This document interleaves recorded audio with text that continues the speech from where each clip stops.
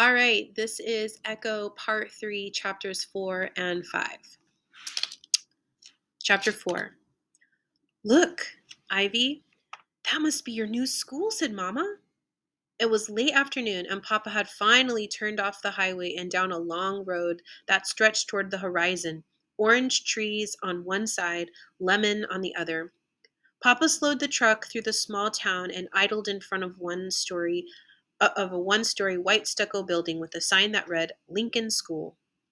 A cluster of palm trees anchored in front of corners of the property.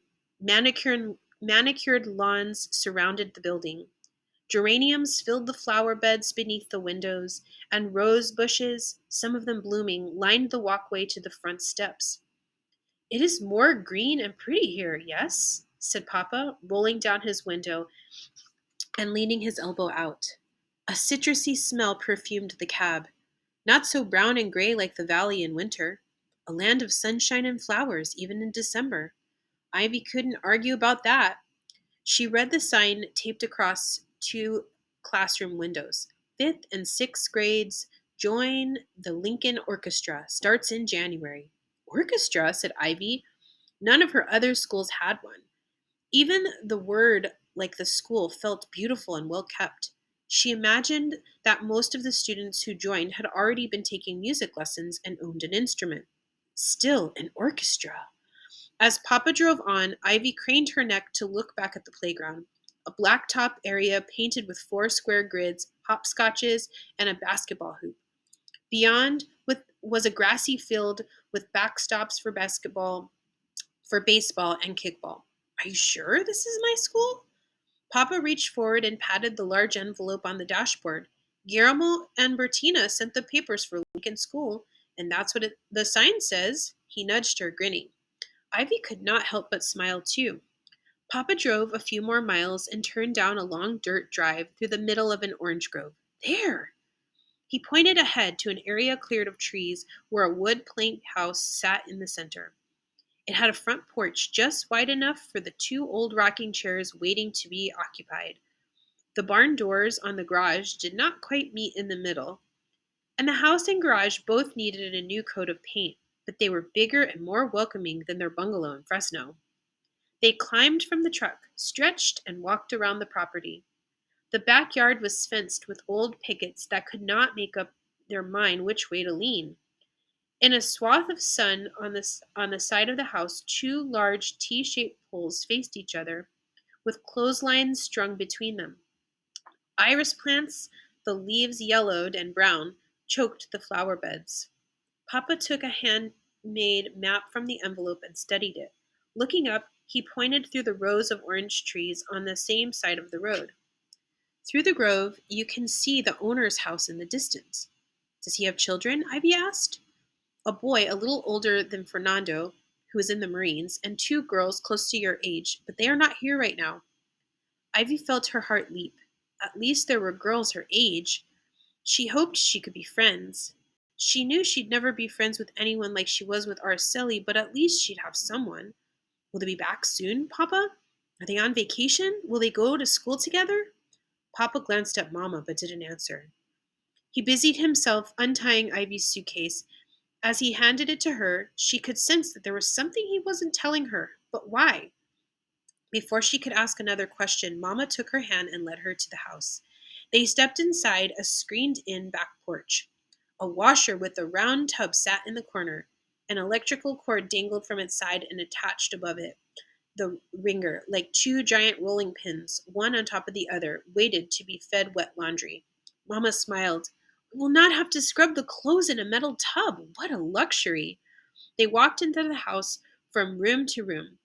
It was it has what we need: table and chairs, beds, a sofa in the living room, said Mama. And we have the rest in the truck. It is simple but clean. It feels like a home. It was true, and Ivy couldn't help but notice the lilt in Mama's voice. Maybe coming here would make Mama happy, and she wouldn't worry so much about Fernando. As they continued to walk through the house, peeking into every room, Ivy felt her own spirits lift. They reached the smallest of the three bedrooms, which held a metal twin bed frame and mattress. The walls were colored with faded wallpaper of trailing green vines and tiny rose-colored buds. Mama said, "And this is your bedroom." Ivy looked at Mama. My own? She had always had to share with Fernando. She tried to imagine a room all to herself, without two twin beds crammed side by side, or a dresser crowded with Fernando's basketball trophies, or having to share the drawers in the closet. "But, Mama, don't you need a room for your sewing?" Mama smiled. "I will set up my machine in Fernando's bedroom until he comes home from the war. I think I'll enjoy sewing next to all of his things." Papa appeared, carrying the small three-drawer dresser. He positioned it against a wall and patted her on the shoulder. Before he left to unload, he grinned and said, "Didn't I tell you everything would be better?"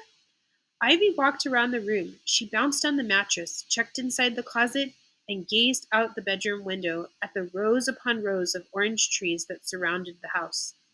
She thought about her new school. She was tempted to believe Papa, especially with Mama humming in the kitchen and Papa whistling as he carried on in boxes, sounding happier than they had in months. Ivy let a tiny bit of happiness creep into her heart too. She'd never once, in all the places they'd lived, have a room of her own.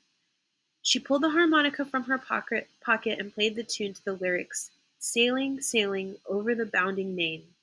And in her mind she traveled to her own little island, surrounded by a green, waxy leafed ocean with golden, round bellied fish bobbing in the waves. Chapter 5. Ivy had already unpacked her clothes, hung Fernando's jacket in the closet, and placed the harmonica on the dresser alongside the instruction booklet when there was a knock at the front door. Had the owner's daughters returned home? Ivy ran to the door and opened it as Mama appeared behind her. A woman and a girl stood on the steps. The woman wore a Sunday dress, even though it was Thursday, a hat that looked like an upside-down rowboat, and a tweeded coat. She held a stack of black fabric in her arms. The girl looked to be Ivy's age. She wore a matching blue coat and dress, and her hair was swept to the side and caught up in a blue bow. With her black hair, pale skin, and eyes the color of dark green leaves, she looked like a porcelain doll from a toy shop window. Behind them, a large Buick was parked in the drive. A burly man with short, sandy hair stood next to the driver's door. His hands were behind his back, elbows out, and feet planted apart, like a soldier might stand. "Hello," said Mama. "Good afternoon. I'm Joyce Ward," said the woman, "and this is my daughter Susan. Are you—" She looked at a piece of paper in her hand. "Mrs. Lopez?" "Yes, I am Luz Lopez," said Mama. "Bertina said you'd be arriving soon. We were just driving by on our way home from town and saw your truck, so we stopped." "Did she write to you about the laundry and ironing?" "Oh, yes," said Mama. "Wednesdays I pick up the clothes and bring them back here. Fridays I bring them to your house and finish with the ironing." "That's right. And you are willing?" said Mrs. Ward. Mama nodded. "Of course. The address?" "We're just down the road, around the corner on Blanchette Lane. It's the tall white house with the green roof. Our back fields connect, but it'll be easier for you to drive around." I'm so relieved. I've been lost without Bettina. You see, I have arthritis and it's hard for me to lift and iron, and the clothes are piling up. "I can stop by and pick up a few things before Wednesday if you like." "Could you?" said Miss Ward. "That would be a help." Mama smiled. "Yes, of course, tomorrow afternoon." Ivy cleared her throat. Mama put a hand on Ivy's shoulder. "This is my daughter, Ivy. Our son Fernando is in the army." Ivy noticed Mrs. Ward's face grow tight. "We will pray for his safety." "Thank you," said Mama. "I have a question. Ivy will go to the Lincoln School 5th grade. I need to turn in her papers tomorrow before she can start. Do you know where she will meet the bus?" "At the end of your drive," said Mrs. Ward. "Susan gets picked up at 8 o'clock, and you would be the next stop. If you turn in her papers at the main office tomorrow, I imagine she can start on Monday. There's only one more week of school before Christmas vacation, but at least she can settle in. You probably saw the school on your way here." Susan took a step closer to Ivy and smiled. "I'm in 5th grade too. We'll see each other every day." Ivy smiled in return and nodded, relieved to have a familiar face on her first day. She'd never started a new school without Fernando by her side. "I'll save you a seat on the bus," said Susan. Mrs. Ward passed the stack of black fabric to Mama. "These are for you. My husband is retired military and is the chairman of the county CSO, the Civilian Safety Organization. They're blackout curtains for your windows. Everyone must use them after dark, so the Japanese can't see the west coast of America to bomb us, said Susan. One speck of light and their planes can see California. Ivy reached for Mama's hand and squeezed it. Were they in danger? Susan must have sensed her nervousness. Oh, don't worry, she said.